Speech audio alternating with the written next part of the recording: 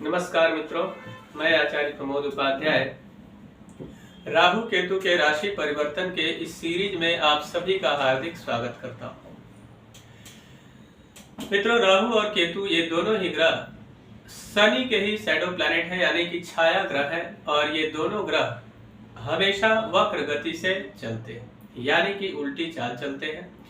अब राहु और केतु पिछले काफी समय यानी कि 1.5 साल से राहु ग्रह जहाँ वृषभ राशि में विराजमान थे, वहीं केतु ग्रह वृश्चिक राशि में विराजमान थे। वही ग्रह अब राशि को परिवर्तित कर रहे हैं। प्रत्येक राशि पर 18 महीने तक ये विराजमान रहते हैं। अब राहु ग्रह राशि में जा रहे हैं, वही केतु ग्रह तुला राशि में प्रवेश करेंगे, जो कि 12 अप्रैल 2022 से लेकर और 30 अक्टूबर 2023 तक उसी राशि में विराजमान रहेंगे। इन दोनों ही ग्रहों को गुरुवत दृष्टि प्राप्त है, यानी कि गुरु के समान दृष्टि प्राप्त है। दोनों ही ग्रह जहां विराजमान होते हैं, वहां से 5वें, 7वें और 9वें घर को पूर्ण दृष्टि से देखते हैं।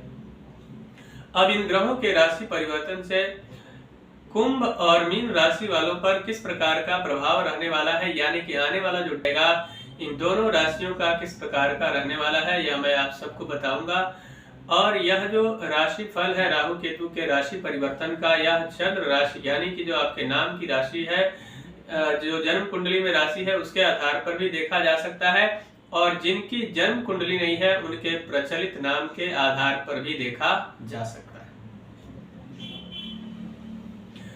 तो राहु ग्रह जो है वह तृतीय भाव में विराजमान रहेंगे, और तृतीय भाव में विराजमान रहेंगे तो किन किन चीजों में लाभ होगा और किसमें नुकसान का योग बनाएंगे। तो सर्वप्रथम आपको भाई बहनों से कहीं ना कहीं प्रेम में थोड़ी सी खटास आ सकती है, इसलिए भाई बहनों के साथ अच्छे कॉम्बिनेशन के साथ आपको जीवन में आगे बढ़ने की आवश्यकता रहेगी। लेकिन वहीं पे राहु ग्रह अच्छा क्या करेंगे आपके लिए, बहुत सारी अपॉर्चुनिटी जनरेट होगी आपके लिए, यानी कि बहुत सारे नए नए मौके आपके कार्य क्षेत्र में आपको मिलने प्रारंभ हो जाएंगे, और यह निरंतर 1.5 साल तक चलता रहेगा, जिससे आपके जीवन में जो कार्य नहीं बन रहे थे उसमें बहुत सारी उपलब्धियों को आप हासिल करने में कामयाब होंगे। अब उनकी जो 5वीं दृष्टि है वह सप्तम भाव पर रहेगी, तो जिन लोगों के विवाह में कहीं न कहीं विलंब हो रहा था, वह चाहे लड़की हो या फिर लड़का हो, उनके विवाह का योग बनाएंगे राहु ग्रह। और यहाँ पे एक बात का विशेष ख्याल रखना होगा कि जो लोग पार्टनरशिप में व्यापार करते हैं उनको सावधानी बरतते हुए आगे बढ़ने की आवश्यकता रहेगी।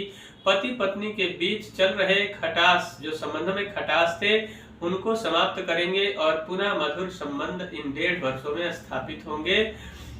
और उसके साथ साथ में उनकी जो 7वीं दृष्टि है वह 9th हाउस यानी कि भाग्य भाव पर रहेगी, तो भाग्य में तब्दीली के कमाल का योग बनता हुआ यहाँ पर दिखाई दे रहा है, यानी कि भाग्य की गति जहाँ पहले बहुत ही मंद थी, यानी कि बहुत ही धीरे धीरे चल रही थी, आपका भाग्य सोया जैसा लग रहा था, कहीं ना कहीं भाग्य में तब्दीली आएगी और आपकी जो तेज गति के साथ चलेगी, जिससे आप कामयाब होने में काफी हद तक सफल रहेंगे। उसके साथ साथ में उनकी जो 9वीं दृष्टि है 11th हाउस यानी सोर्स ऑफ इनकम पर होगी, जिससे कि जो आपका लाभ पहले हो रहा था उससे कई गुना लाभ के अधिक योग बनते हुए दिखाई दे रहे हैं। स्पेशली जो लोग जॉब करते हैं यानी कि नौकरी करते हैं और उनके नौकरी में कहीं ना कहीं इंक्रीमेंट नहीं हो रहा था, यानी वेतन वृद्धि नहीं हो पा रहा था, उसमें वृद्धि के कमाल का योग बनता हुआ दिखाई दे रहा है। बात करते हैं केतु ग्रह की। केतु ग्रह 9वें भाव में विराजमान रहेंगे तुला राशि में, तो सबसे पहले आपके भाग्य की स्थिति को जहां राहु मजबूत कर रहे हैं, वहीं केतु थोड़ा सा कमजोर करने का प्रयास करेंगे, लेकिन उसमें घबराने की तनिक भी आवश्यकता नहीं रहेगी।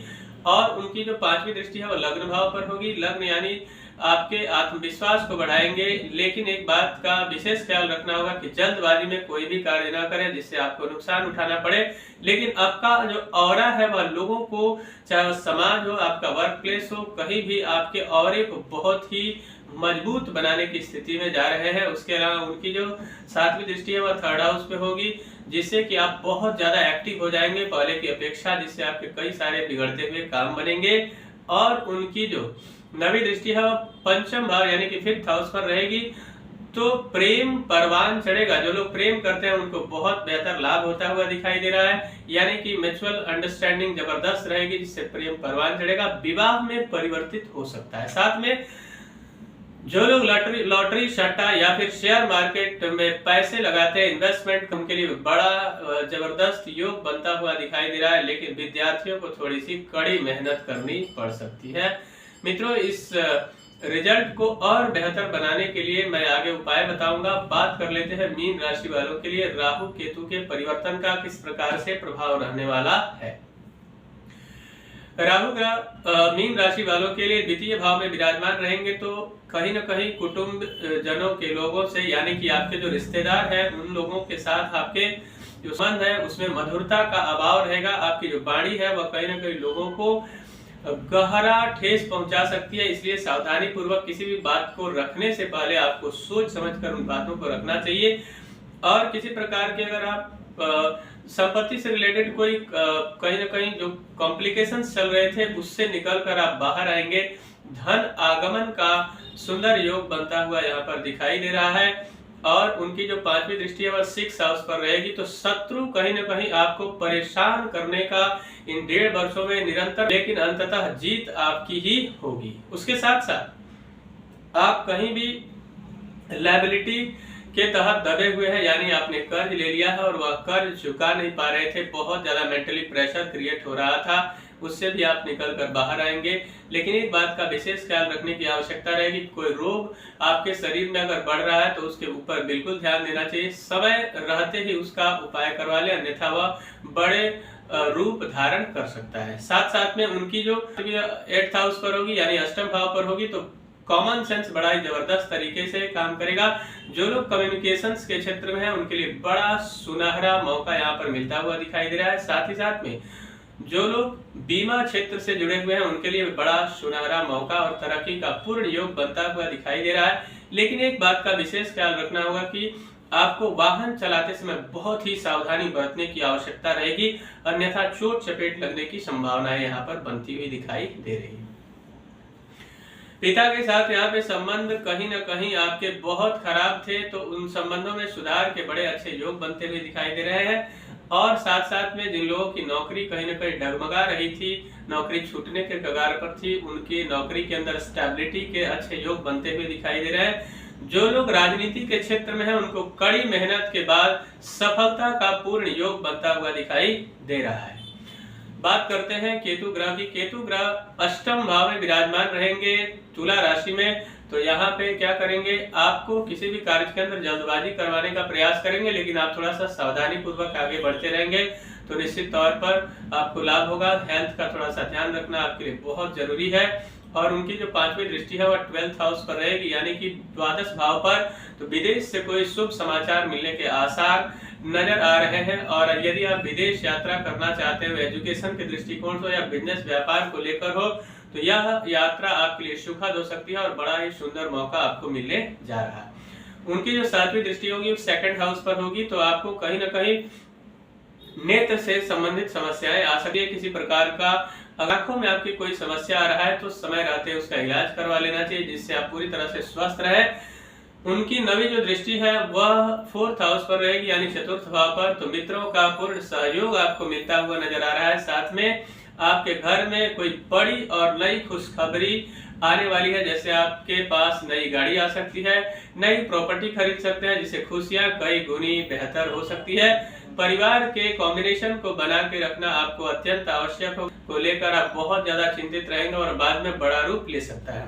तो मित्रों, इस तरीके से इन ग्रहों के फलों को और बेहतर बनाने के लिए और जीवन में समस्याओं से बचने के लिए, उत्तम सफलता प्राप्त करने के लिए आपको कुछ उपाय करने की आवश्यकता रहेगी, जैसे कि राहु और केतु, इन दोनों ग्रहों के मंत्र का जप करना। जैसे राहु का ओम राम राहवे नमः मंत्र का अगर निरंतर आप जप करते हैं और साथ ही साथ भगवान गणपति के शरण में रहते हैं तो निश्चित तौर पर आपको लाभ होगा।